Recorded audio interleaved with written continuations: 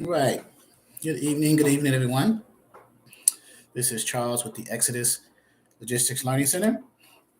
Just got finished with Freight Broker Live, so now I'm coming over to the dispatching side to do some Q&A for you guys. Today we had an excellent training with uh, LaDonna, Treve, and Shantae.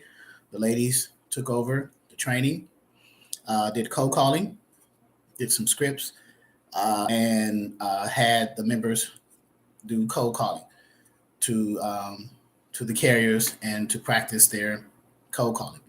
So if you're coming in, we have 17 in here now. Click the click the thumbs up uh, to like this live, if you don't mind. Um, there's 20 in here. Brian H. the Great says hello, Brian H. the Great. So Q&A. What you got? What you got? What's some questions? We have over 21,000 subscribers to this channel. So I want to make myself readily available more often. Okay. So that you guys can come in. Hey, Kelly Barnes, how are you? So we can come in and chat, because I know that 21,000 subscribers, but not all of you are enrolled in the ongoing training where you have access to our members portal, our ongoing training. So the purpose of me coming in here is to provide a little content live for those who have not enrolled in our ongoing portal, maybe to get some questions answered. You don't have access to certain things in our portal unless you become an enrolled member. So, but in the meantime, I can still answer some questions for you, some basic questions, dispatcher questions, things of that nature. Okay, so everyone's coming in, popping in. G Brown, hello everyone. Dick Strong, thumbs up. Alicia Alexander says hello. Paris David here. Great. So questions, no questions, right? Everyone is in the process of starting their company. G Brown says, I'm actually thinking about joining. Great. We'd love to have you. Last year, in the year 2021, we had about 1,800 and about 10, I believe, members enrolled.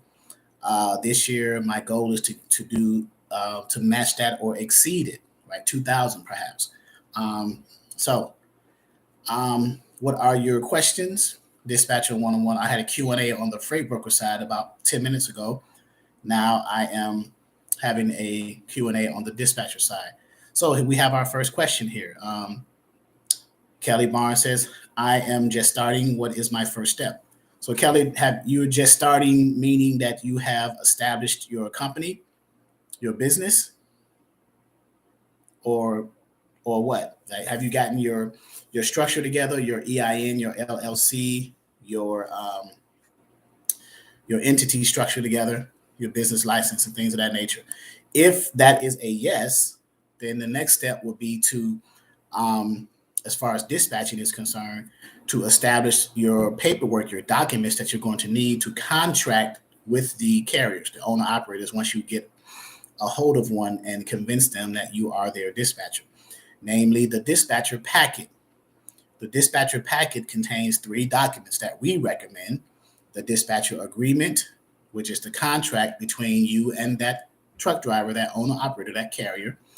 The limited power of attorney is the document that you send to the carrier.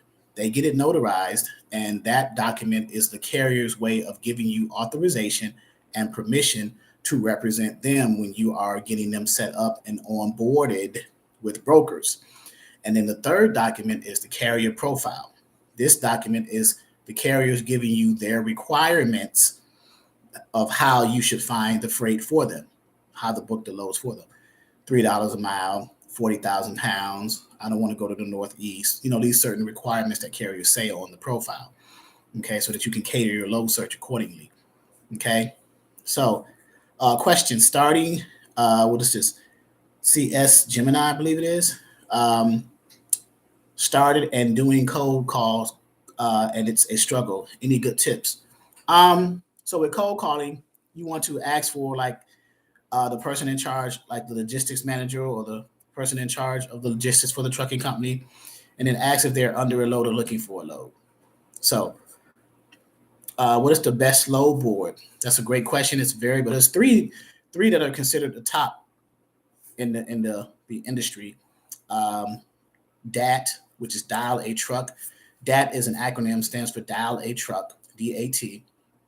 And the versions of DAT, or the flavors of DAT, DAT Pro, DAT Express, DAT Power, and DAT Trucker's Edge. That's number one, DAT. Number two, 123 Low Board, premium version. And then number three, Truck Stop, or used to be called Internet Truck Stop. So those are the load boards that are considered the top three in the industry as far as load boards.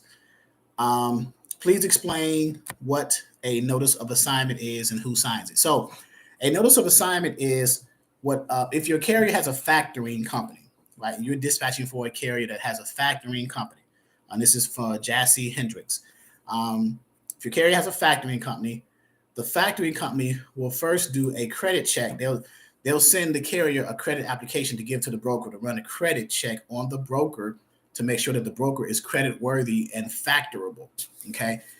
When that credit check comes back to the factoring company as favorable to the broker, meaning that they're factorable and they're credit worthy, then the factoring company sends what's called a notice of assignment to that broker saying, hey, we want to assign payment of those invoices payable to the carrier, assign those to us because now we are the third party representing that carrier. We are the factoring company, and we've already given them a payment advance. So now we want to get paid from you. Let's say we gave the carrier a 90% pay advance on a $5,000 load. I'm just giving you an example, right? And so 90% of 5,000 is 4,500. So they 90%, and then the other 10%, the factoring company will put in reserve until the broker pays the factoring company, and then the factoring company will release that hold on that reserve to pay the carrier the rest of the money minus their percentage for factoring.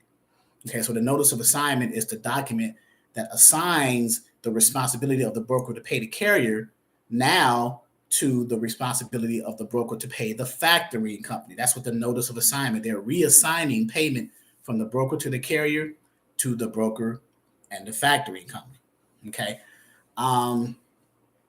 Next question, is it a good idea for a new dispatcher to accept carrier with cargo van, and how can I find loads if I do accept to dispatch them? Cargo van, so we teach in our training the three major equipment types to go after as far as dispatching starting out. We don't limit you to this, but we feel it'll be easier for you. And who was that? Lola Alali. It'll be easier for you to dispatch for these three major equipment types first before you go after the specialty equipment types like cargo van, for example. The three major equipment types are the 53-foot dry vans, the 53-foot refrigerated trailers or reefers, and then the 48, 53-foot flatbeds. Those are the three. And why are they the ones that we recommend? Because they are out here the most. You can find loads for them the easiest, and they pay the better rates. So those are good reasons. Now, the cargo vans, sprinter vans, straight trucks, box trucks, hot shots, those are equipment types, but they are more of a challenge for you, especially new dispatchers, to find freight for because they're not as prevalent on the load boards. You have to actually invest in specialized load boards or go directly to the customers to pull freight from without relying on the load boards for those specialty equipment types like sprinter vans.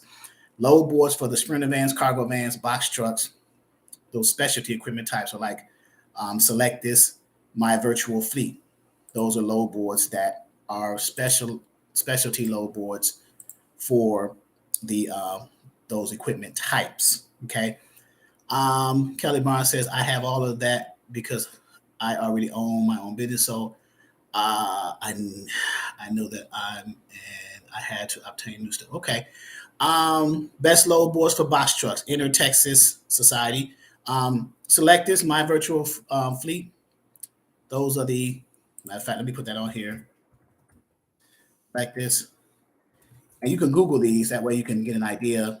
Hello, LaDonna, again. So And let's go down the list of questions. Hello, I've already have everything together. I'm just trying to see how I can get carriers. So you get carriers by there's several strategies: cold calling, visiting truck stops, text, SMS strategies, email strategies, email campaigns, social media platforms, word of mouth. So these are different levels of doing it. Okay. We have 46 in here, 45 in here. We have 12 likes. Click the thumbs up button, click the like button, the thumbs up button. Please.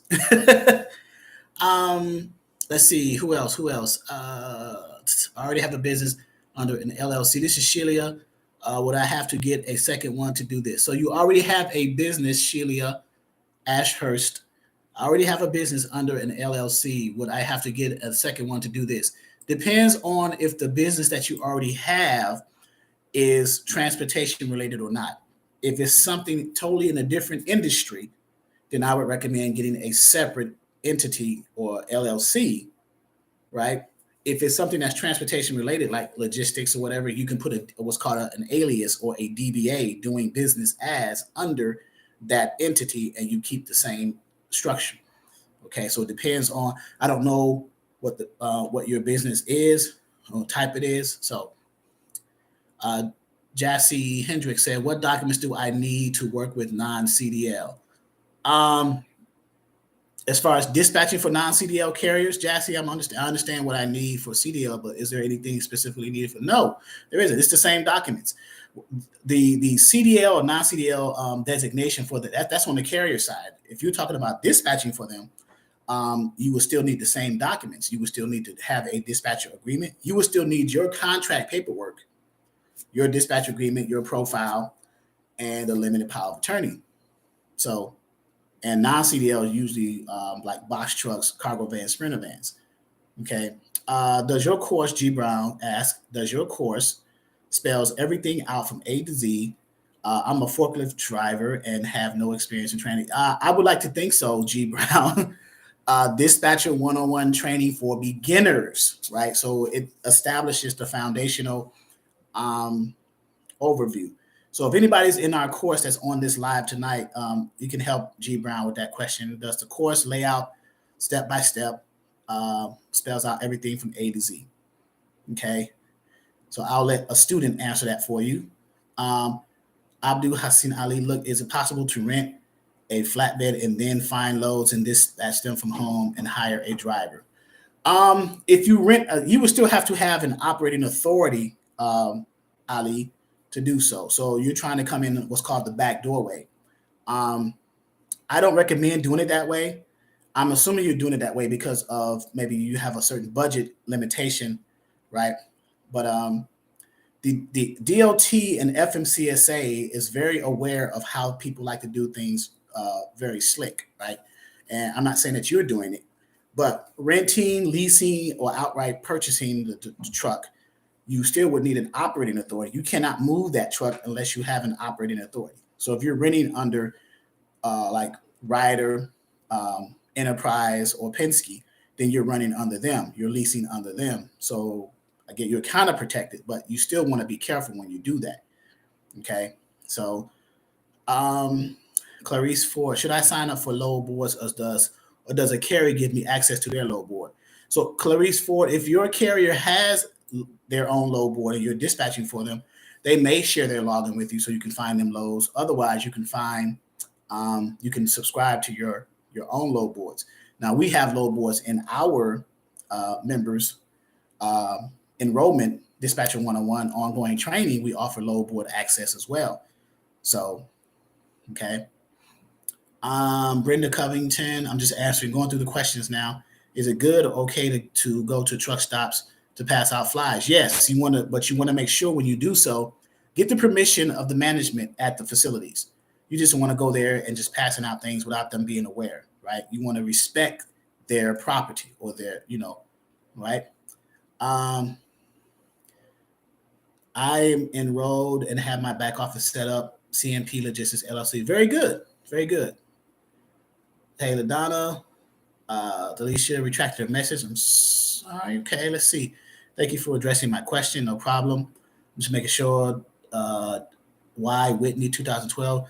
Could you break down how to schedule the week out for each carrier? That will take longer than this live, but I'm confused on exactly how to factor in which days to actually do scheduling. So breaking down how to schedule your carrier as far as booking loads for them for the week or for the 2 weeks or however they specify their requirements starts out on the carrier profile.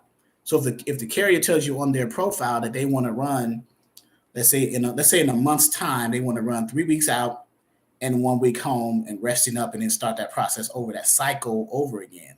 3 weeks out, 1 week back in a 4-week incremental period, right? So what I would do, I would schedule them a week and a half going out and then turn them around a week and a half making their way back home. So in that 3-week period, they circle back around and they're home for that last week to rest and start that process over again. Okay. So doing that, it depends on where the carrier is located, how much freight is inbound and outbound is moving, and where you send that carrier determines how you schedule them the week out and week back, or week and a half out, week back in that example. Okay. Why Whitney 2012? Sheila Hurst says, I have a dental lab. Thank you. Okay, so that's your other business that you were saying. Yeah, so you would need to create a separate entity then if you want to, because it's totally not related to transportation. Okay. Jassy Hendricks says, right, I still send my agreement power of attorney. Okay, gotcha. Yep, that's great. Do a Shakal Paquach, I guess that's pronouncing that name correctly. Do a carrier, or does a carrier have to fill out the dispatcher agreement with me every time I find them a load? No, the dispatcher agreement is a one-time contract for that carrier for the whatever the terms of you guys of that agreement that you decide as the dispatching company. The dispatch agreements only need to be filled out one time per carrier. It doesn't need to be filled out one time or every time you book a load. What does need to be filled out every time you book a load, if the carrier is not set up with a specific broker, they're not approved by that broker or onboarded with that broker, then you would have to do an onboarding broker carrier agreement and then a rate confirmation to officially book the load. If they are approved with a broker, then you would only have to do the rate confirmation. Okay. Yes, it does. The course is great. Thank you. Let me scroll through the questions here, making sure. Yeah, it's just one time for the dispatch agreement. One time per carrier, the dispatch agreement. Why Whitney 2012? I'm confused on the hours of operation for a carrier as relates to scheduling them for loads. Please help me understand the best way to schedule such factors in mind. So now we're getting into the realm of hours of service. So when you're scheduling carriers for runs, for loads, you want to make sure that you communicate with the carrier as to the number of hours they have to be able to pick up a load and actually run it and deliver it. Every carrier, as far as hours of service, HOS is concerned, they get 14 hours a day of time to be on duty, 11 of which within that 14 they can drive. So the other, remember, there's 24 hours in the day. So 14 of which the carriers can be on duty. The other 10, that truck has to sit still for a reset of those hours. So within that 14-hour running time, so if you keep that in mind, and we have these hours of service in our tools and resources, if you keep that in mind, then you can talk to the carrier and say, hey, how many hours do you have today? Do you have enough hours to pick this load up? Or I'm getting ready to book you your next load while you're under this load. Do you have enough hours to make that? And they'll tell you, no, let me do my reset, and then we can schedule it for later on that evening or the next day. So you want to keep that communication channel open between you and the carrier so that you can effectively dispatch for them, okay? Brenda Covington said, yes, I believe it does. Take step by step and give you the information you need. Okay. Does a box truck driver need a medical card? It depends on where they're running and how they're running, the box truck drivers. Yeah, but DOT, so if they're DOT, MC, part of compliance, they would need a medical card as far as the physical and things like that to stay compliant. So being in physical shape is part of compliance, the medical card. So I would say yes. Sheila Ashurst. Tanya F says, can you explain to me how I would get paid if I purchase a box truck and transport their freight. Would it be like net 30? Is that cargo any good? That cargo is okay. So you're saying you want to be your own driver in your own box truck, Tanya F. How would you get paid? Well, if you are getting the freight from brokers, then you would get paid according to the payment policies of the broker. If you have a factoring company and you have your own authority with your box truck, then you would get paid through your factoring company. So carriers, owner operators, they have three ways of getting paid: through the direct customer, if they run in loads with the direct customer, the direct shippers. If the load is brokered through a broker and they don't have a factoring company, or through the factoring company if they do have a factoring company. Those are the three ways that carriers can get paid. Okay. Kelly Bounds, how do I sign up for your class? I thought I put the link in there, but I will do it once again. And by the way, we have about 60 people in here. So we have 28 likes, 59 people in here. So if you haven't liked the thumbs up button, click the thumbs up button, please, to like the live tonight. I put the link in there for you guys to sign up. Jassy Hendricks says, what are the best ways to get paid as a dispatcher in your opinion? Well, you typically invoice the carrier after they deliver that load. If you are using your percentage as a dispatcher to get paid, you would send an invoice every time they deliver. If you are doing a flat rate, then you would tally up all of the loads that they did for the week, or however you want to send it to them, and then send them one lump invoice sum for that week to get paid that flat rate. Okay. Or if you are leveraging a factoring company and the factoring company is working with you, they will pay you the same time that they pay the carrier. Okay. Regina Ray, how much time should I spend looking for loads for a box truck driver? So there's a lot of box truck questions on here tonight. How much time should I spend looking for loads for a box truck driver when they are looking for specific routes, rates? I've spent day and night sometimes, but I would say do not waste your time doing that. If you got to spend your whole day looking for a load for a box truck driver, that's an indicator that you should not be dispatching for the box truck driver. Maybe they're in a region that's not prevalent for box trucks, LTL or less than truckload type of freight, right? Or you may be using the wrong resource to find the loads for. Instead of a specialized load board, you may be using a regular load board and you may not find it. Sweet Melissa, hey, she says, hi, Charles, how are you? Hello, Mr. Charles. On average, how long does it take to complete your course? So the course is Sam Allen. The course is self-paced, learn as you go, but we have it stretched out for the possibility of a year for the person to be in it as long as they maintain a monthly subscription. We have a monthly subscription. You enroll initially for that first month. You get instant access for that first month. And then exactly 1 month after your enrollment date, we start the monthly subscription month to month to month. You can cancel anytime. The purpose of the monthly subscription is to maintain access to the members portal, everything that you received in that first month. If you want to continue to receive that and much more, because we're updating and adding to it all the time, then it's a month-to-month subscription. You can cancel anytime. There's no obligation, things of that nature. Okay. Sam Allen. Andrew Dunn, thank you. Can you charge a daily fee? To the carrier, I wouldn't recommend it. Are you Andrew Dunn, if you're referring to that? Does a dispatch business need insurance? If you are dispatching in a brick and mortar and you have employees, I would suggest general liability in case someone falls and bumps their head on the desk or something like that. But other than that, no. If you're working from home, I wouldn't.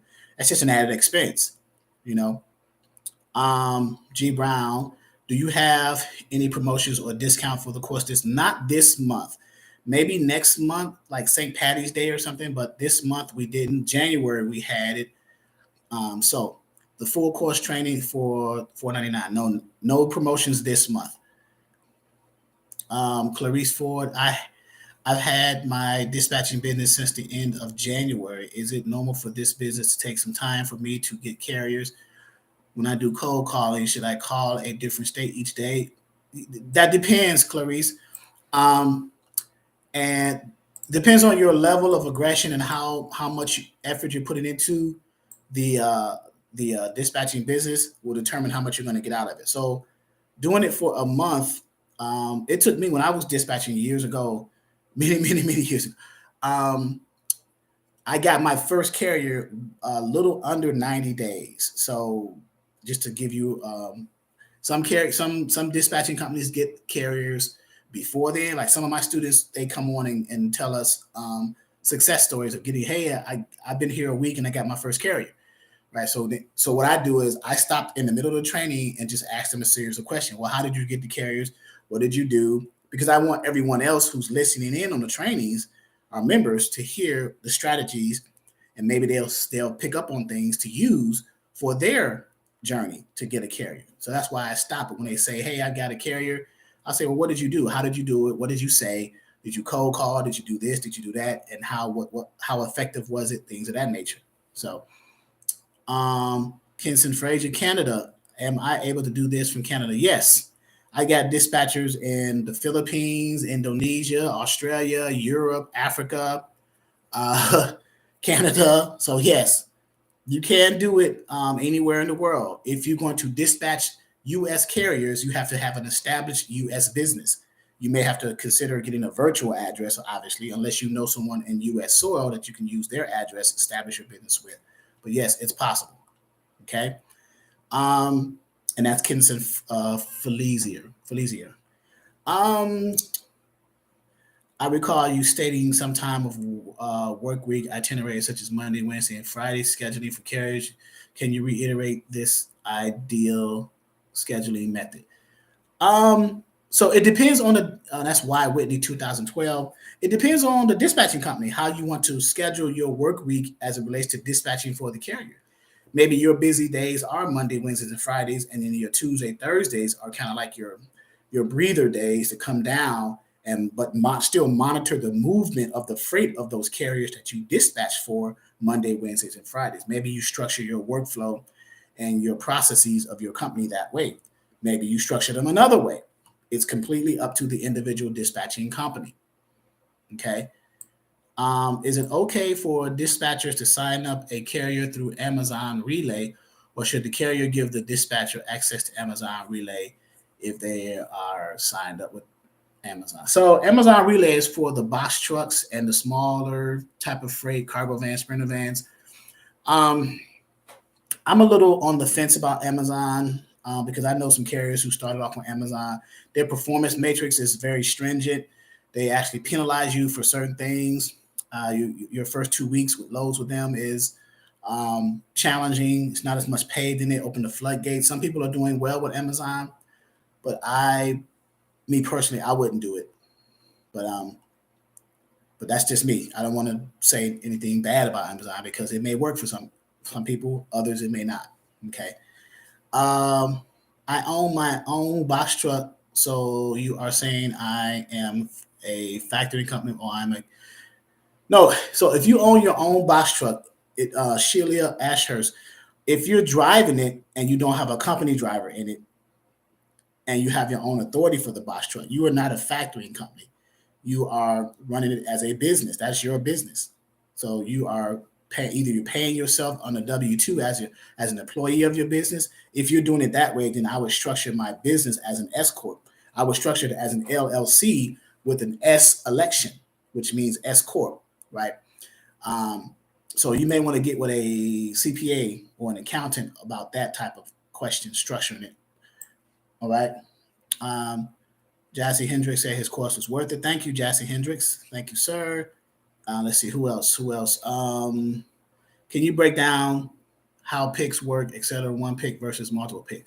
So what you mean by why Whitney 2012? If you got carriers who do pickups, multiple pickups and multiple deliveries, like for example, a carrier who has a refrigerated trailer type of equipment type. So each extra pickup and extra stop, you can charge a certain amount, depending on what the commodity is, how much the total weight of the load was, picking it up when you are negotiating with the broker.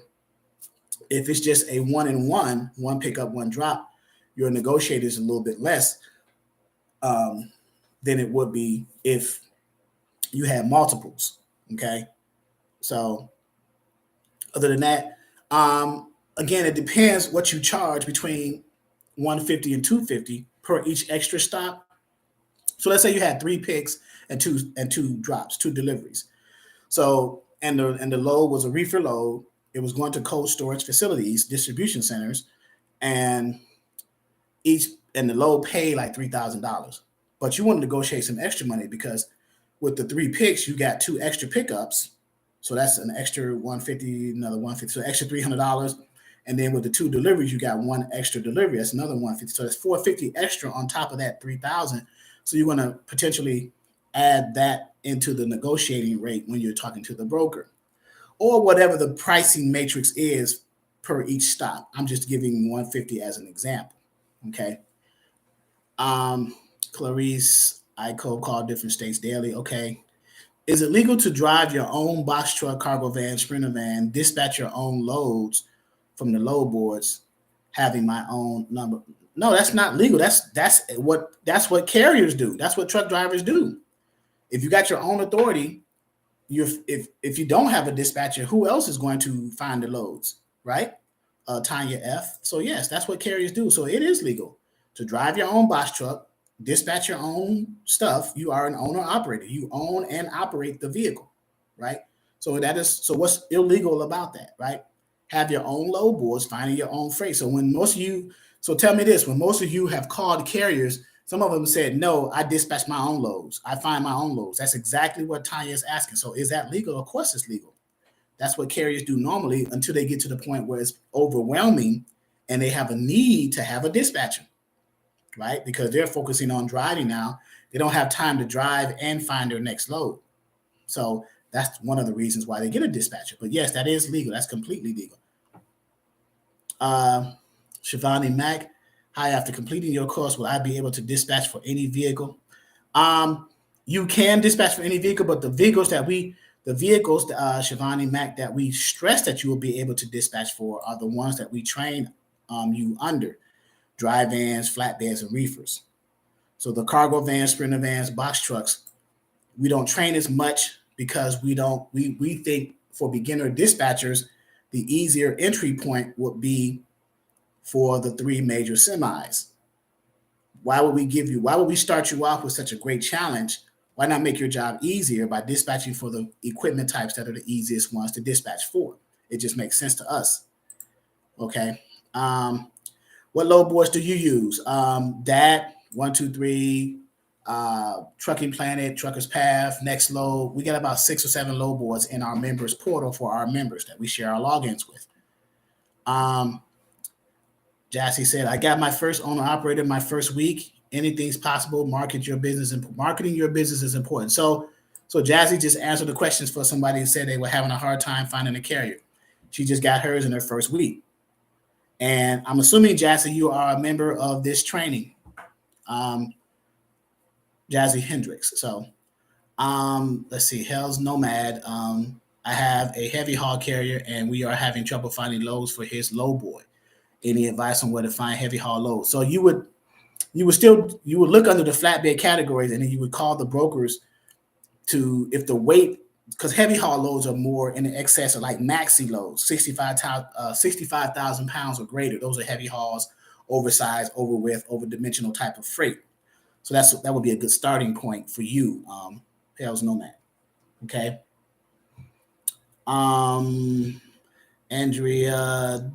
Andra Dunn, I'm sorry. I mean, rather than weekly or a percentage, can I just charge $300 or $400 a day? You can, but that's kind of excessive, Andra Dunn, depending on where you're sending them and the value of the commodity. And I'm sorry, not the value of the commodity, but the rate that the broker posted that load for, charging daily.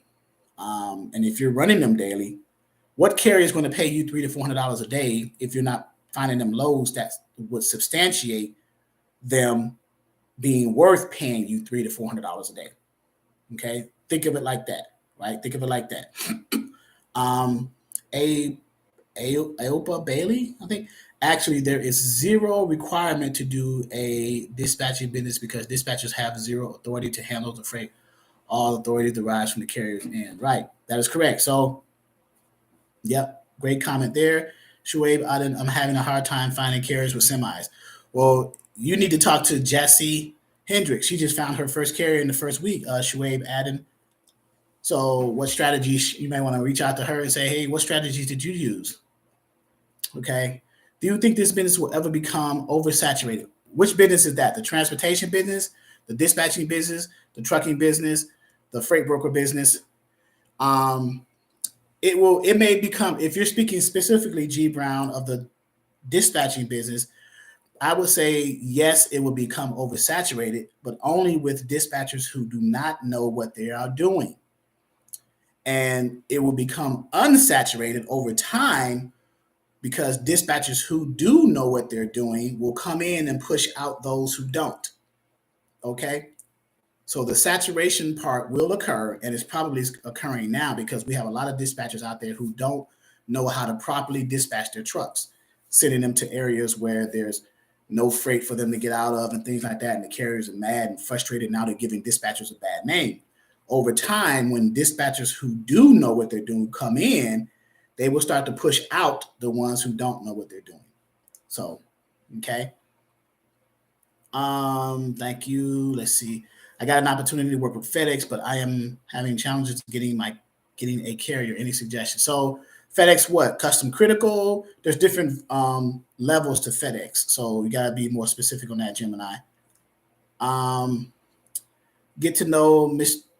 Guys video. What days of the week is your live sessions for class? Because I work 7 to 7 Monday through Friday. So the live sessions for the ongoing training for members only, enrolled members. I don't know if you are an enrolled member. Get to know Mr. God First Vegan. That's a long name, by the way. Our live Zoom trainings for our members are Wednesdays at 6 p.m. Eastern, Saturdays at 12 noon Eastern, and Sundays at 11 a.m. I'll put the Zoom link in the in this comment section here, so you guys can see that. You'll click it and be able to see that. Okay. What would you say a box truck can make in a day?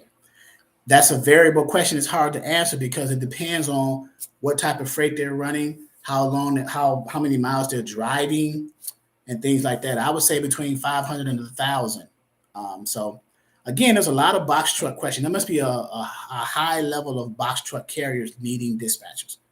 So why visa staffing?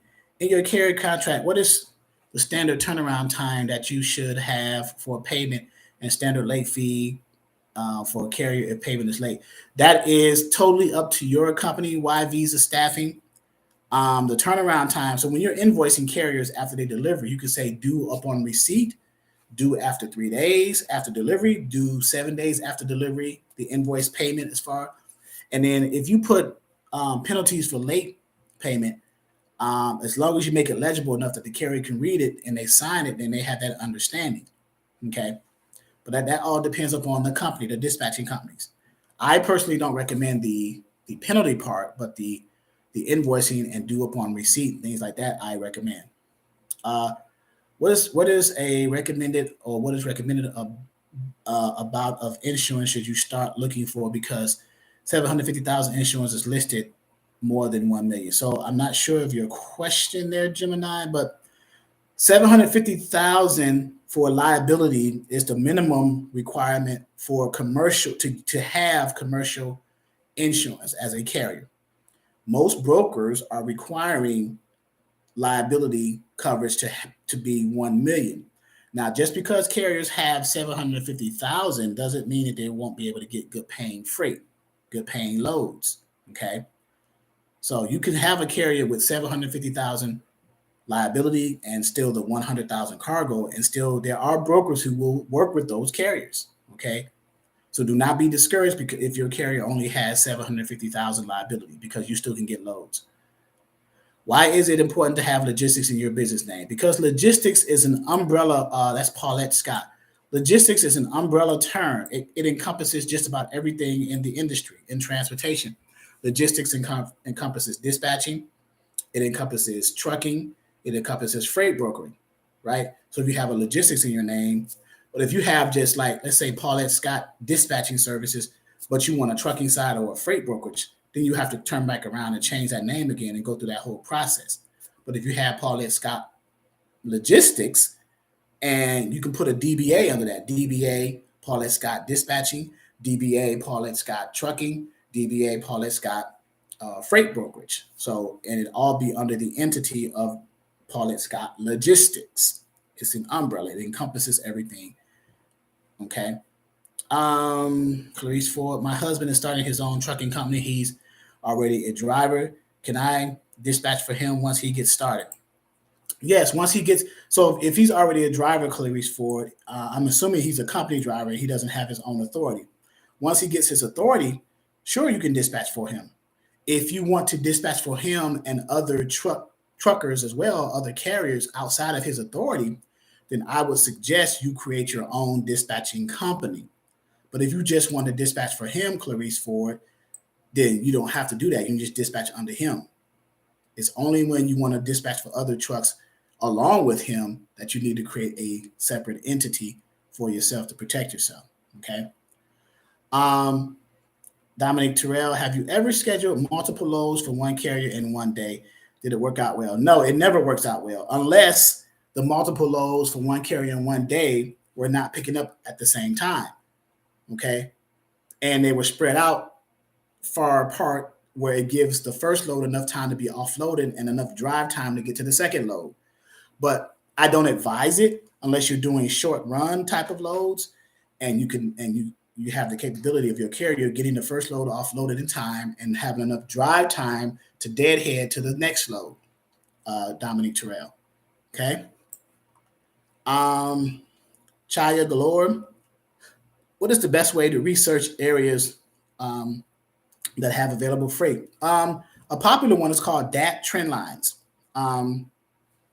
Or in the 123 Lowboy, if you have a subscription to that, the premium version, there is the search availability or the load availability feature where it gives you alphabetized states of the volume of inbound and outbound freight. So these are features in the Lowboys or analytics in that trend lines that shows you, Chaya Galore, the available freight in the certain areas. The Midwest area, the Midwest zone, and the states in the Midwest zone is the best area, irregardless of the three major equipment types, to find the most freight. Okay, dry van, flatbed, or reefer freights. There's a high frequency of inbound as well as outbound freight coming into and out of those areas, those states in that zone, in that Midwest zone. Okay. How can we contact other members as like Jazzy Hendricks? So Jazzy Hendricks, you may want to type in your contact information for Brenda Covington to reach out to. Will you offer a discount to your new students? Not this month. I do offer promotions from time to time. Next month, I may be offering a St. Patty's Day special or spring special because the spring season is March. Paulette Scott. Is it a lot of box truck drivers looking for dispatchers? Apparently, because I have a lot of box truck questions, Regina Ray.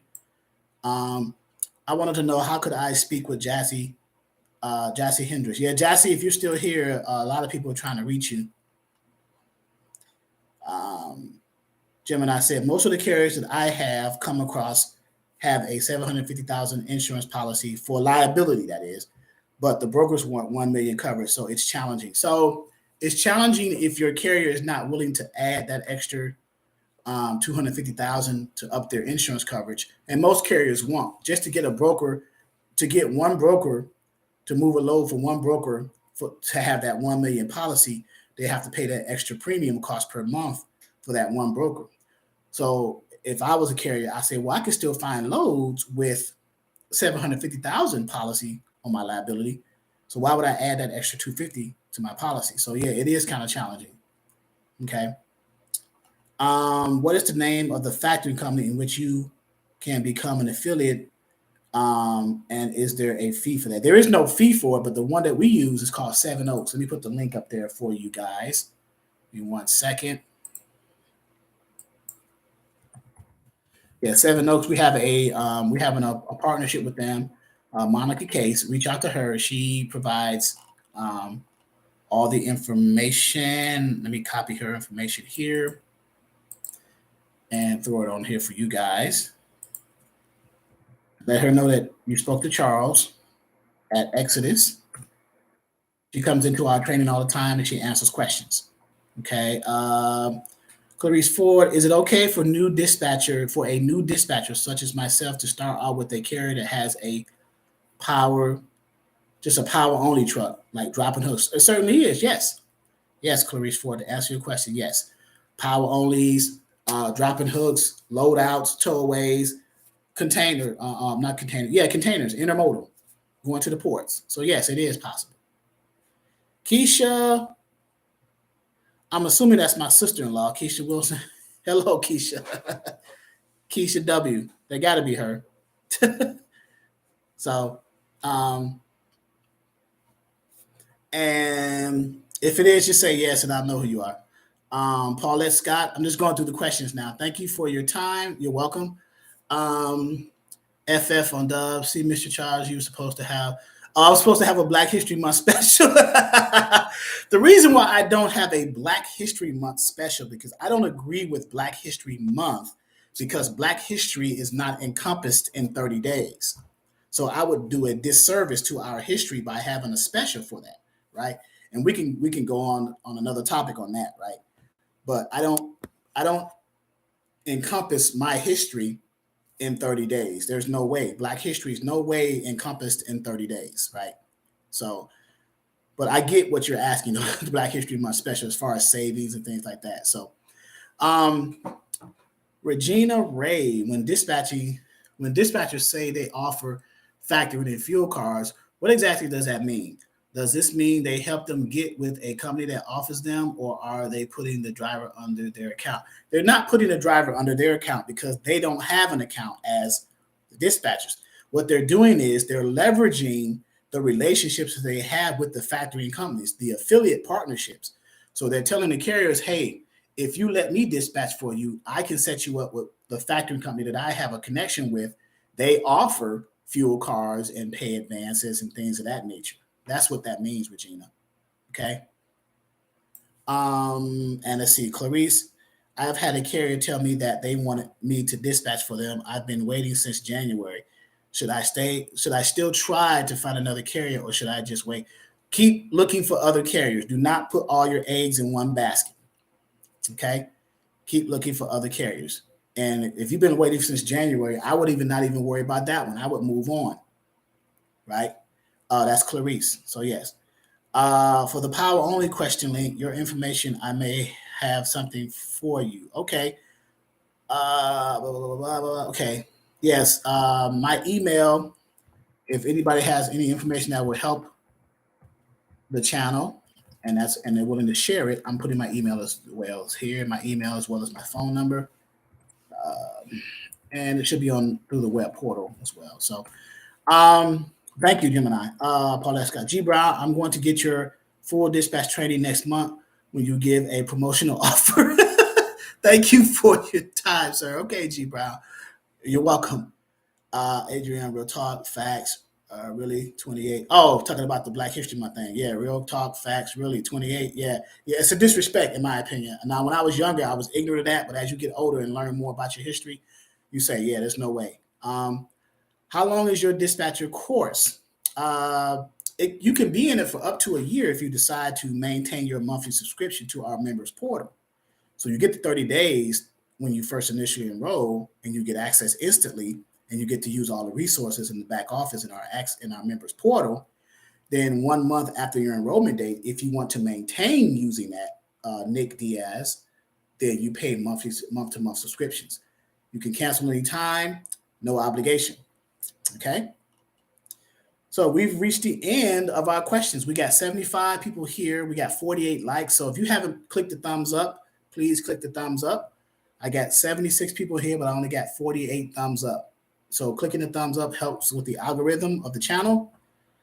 So how much to maintain? Oh, how much and maintain. So how much the initial enrollment to Dispatcher 101 is $4.99 and the maintain is $29.99 a month. And I will put that link in here once again for you guys. Waiting on that special, my friend. Okay, does your course offer compliance?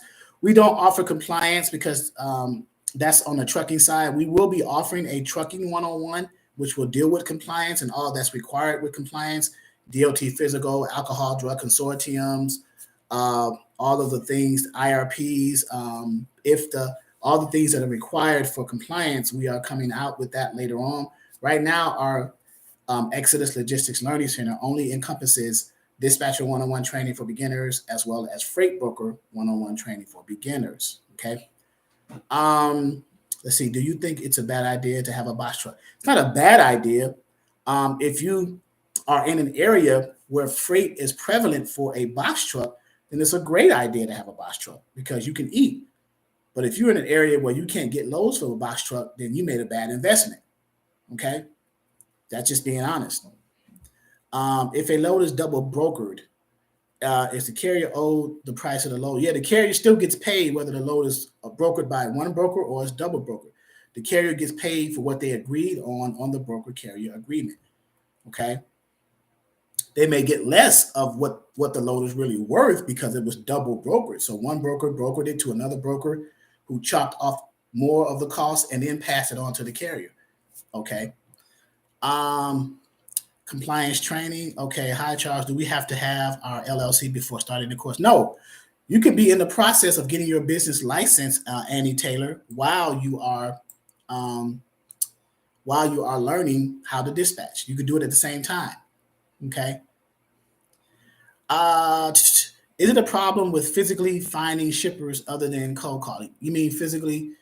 Well, no. Depends on where you are and how prevalent those shippers, JBaby904, are located. Okay, Candace H, I just answered your question. Okay, good. I hit the thumbs up. Okay, everybody's hitting the thumbs up. We got 78 people here. We got 58 thumbs up. So continue to hit the thumbs up. Some loads on the load boards are gone within seconds, right? So those are real-time loads, depending on the subscription of the load boards, Regina Ray. Are there any tricks to grabbing these loads faster? Any electronic things being used? So real-time load boards, always refresh your load boards when you're looking for loads too. Okay. Paulette Scott, I didn't add logistics in my business name and I have already registered it. What do you recommend I do to make the changes? What is your name actually? What is your name? Is it a dispatching company? Is it transportation? I would need to know that to kind of give you an idea. And then reach out to me via email and we can have that discussion a little bit further because I'm about to get off of this now. It's almost an hour that we've been on this. Okay. Do you provide templates within your training course? That's Nick Diaz. He asked that question. Yes, we do.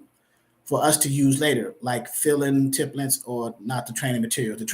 So our training materials are either in PDF format or Word format. They're not fillable.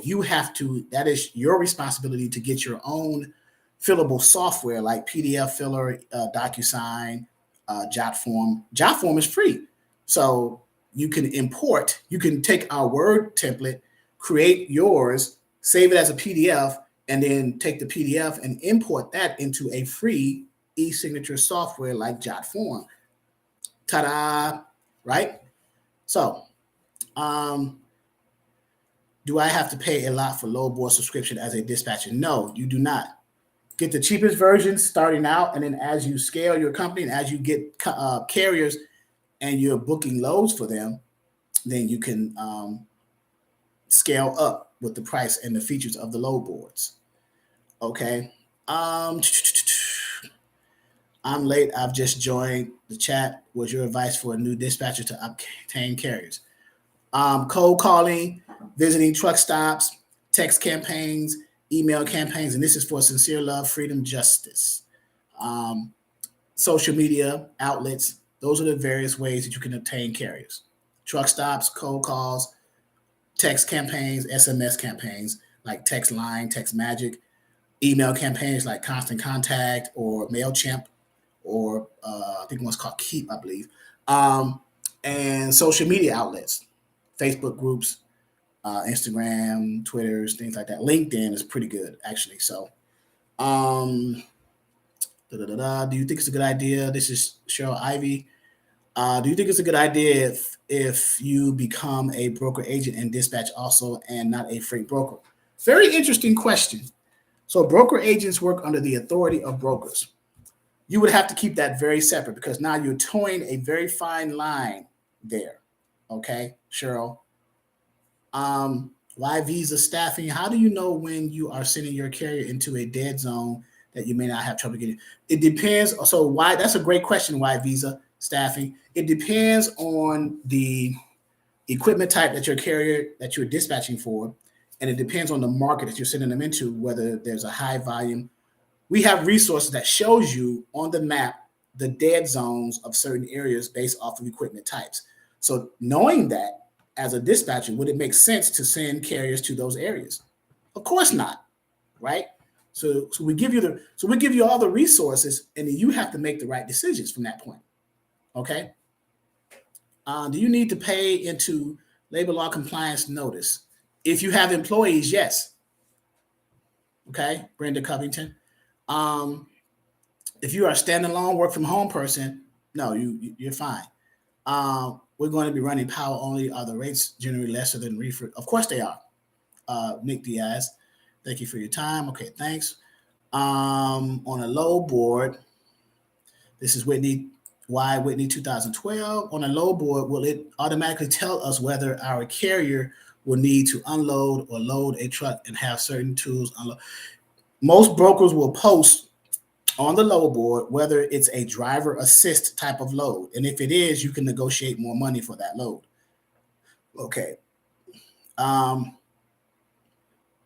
Prosper to purpose. Take his course. You won't regret it. He breaks down everything. I tried to. Thank you very much for those kind words. Prosper to purpose.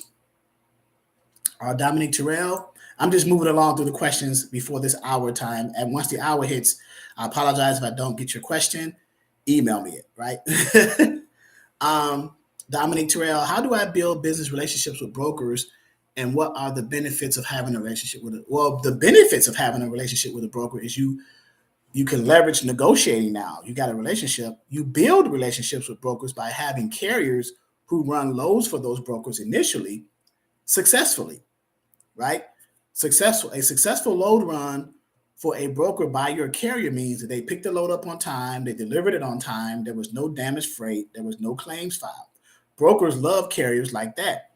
And as you continue to provide carriers like that to the broker, you are building the relationship, and you can leverage that when you are negotiating higher rates to get more money for your carriers from those brokers. Okay? That's how it's done. Thanks for being very helpful. What is the name of the company? List them. I'm just going through the. Do you get a US DOT number once you file for an L? No. So as a dispatching company, you do not require. It is not required. This is Q Hughes. It is not required for dispatching companies to have an MC, a motor carrier number, or a DOT number when you file for an LLC. Not LLC. Now, if you are talking about trucking side or freight brokerage, then yes. But if you're talking about dispatching company, Q Hughes, then no. Taxes. Be careful with taxes before you lump your business together. IRS will leave you broke. That is correct, Gemini. Yes, and my CPA has very well advised. What are the dead zones? The dead zones are states that for certain equipment types, if the states, there's no freight in those states to get loads out of, like Montana. That's a dead zone state. There's only certain cities in Montana that has freight coming out of there, like Helena, or there's only certain, and that's the capital city in Montana. So like Idaho, right? Boise. There's a few other small cities. I just got off a consultation today with a potential student we were talking about, and they are from Idaho, like Nampa, Idaho, and Boise, Idaho. Nampa, Nampa. They have distribution centers there, but that's it. So those states over there in certain states and certain regions, right? So, muscular also, hey, I need to do training and start work soon. And do you help in making LLC start in real work? I do not help you. So as a business owner, it is your responsibility. That's muscular also. It is your responsibility to create your own LLC, get that experience yourself. Now we provide leads and information and resources for you to apply for an LLC, your local Secretary of State, LegalZoom, Rocket Lawyer, different links. But that's as far as it goes. Okay, is if you're going to be a business owner, you have to be a business owner, right? You have to that responsibility at least should be yours. The training, leave that to us. Okay. Clarice Ford, just because the carrier signed my contract for me to dispatch for them, do they have to stay with me as a? No, they don't. They can. So in our dispatcher agreement, we put terms in there where both parties can end this agreement without cause with a 7-day written notice. So that's the escape clause.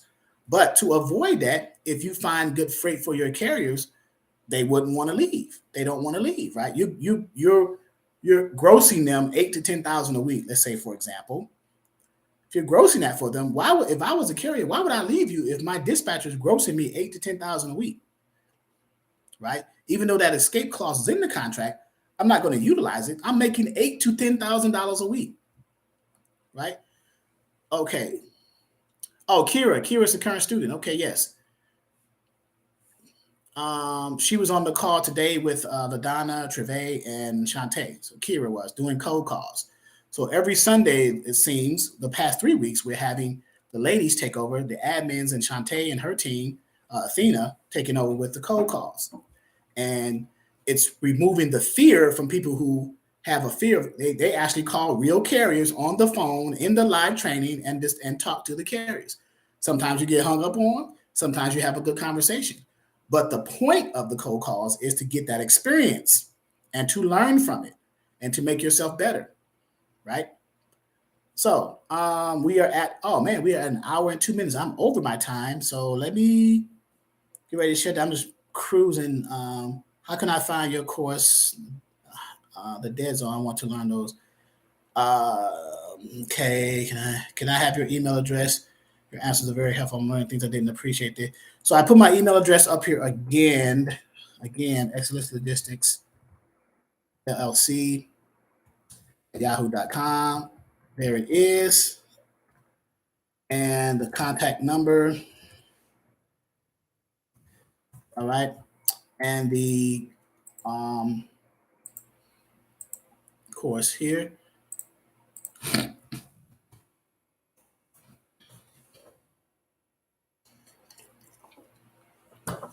So it's not, Candace H is not what is a cold call. It's a code call, COLD, call. Cold calls are you're calling someone that you've never spoken to for the first time, so you don't know what to expect. You have about 30 seconds to make an impression on them as to why you should be their dispatcher. It's called a cold call as opposed to a warm call or a hot lead. It's customer service. It's the sales call center type of environment. So I have the equipment to start. Besides the LLC, what else am I missing? I've been through the one-on-one. Okay.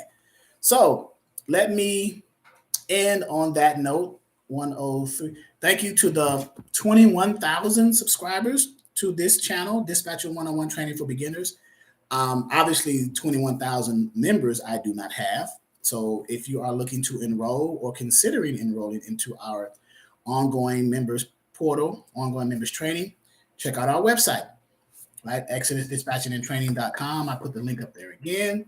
Put my email information here, put the contact information there.